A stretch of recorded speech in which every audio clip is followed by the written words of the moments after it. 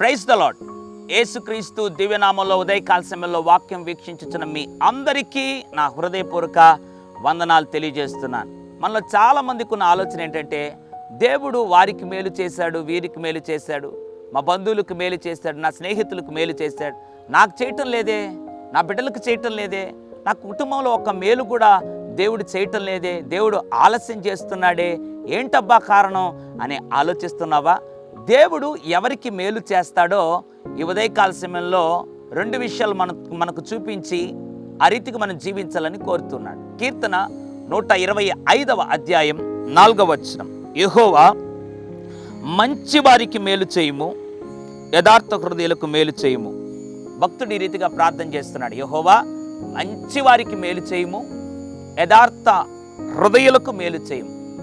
ఈ రెండు లక్షణాలు మనలో ఉంటే దేవుడు మేలు చేస్తాడు. మొదటిది మంచితనము, రెండవది యథార్థ హృదయం.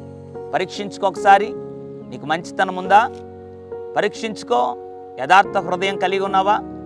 ఈ రెండు లక్షణాలు మనలో లేకపోతే దేవుడు మనకు మేలు చేయడు.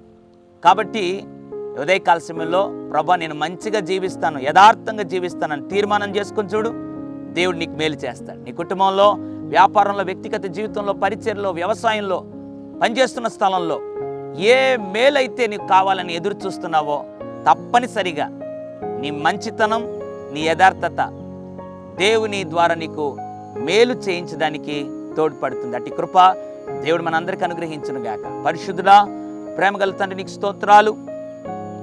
మంచి వారికి మేలు చేస్తావని, యథార్థ హృదయులకు మేలు చేస్తావని మాట్లాడావు. ఎవరైతే నేను మంచిగా జీవించాలి, యథార్థ హృదయుడుగా నేను ఉండాలి, యథార్థవంతుడిగా జీవించాలని తీర్మానం చేసుకుంటున్నారో వారి జీవితంలో వారు ఆశించిన మేలు చేసి ప్రభువును మహిమ పొందమని యేసు నామములో ప్రార్థిస్తున్నాను తండ్రి. ఆమేన్. God bless you.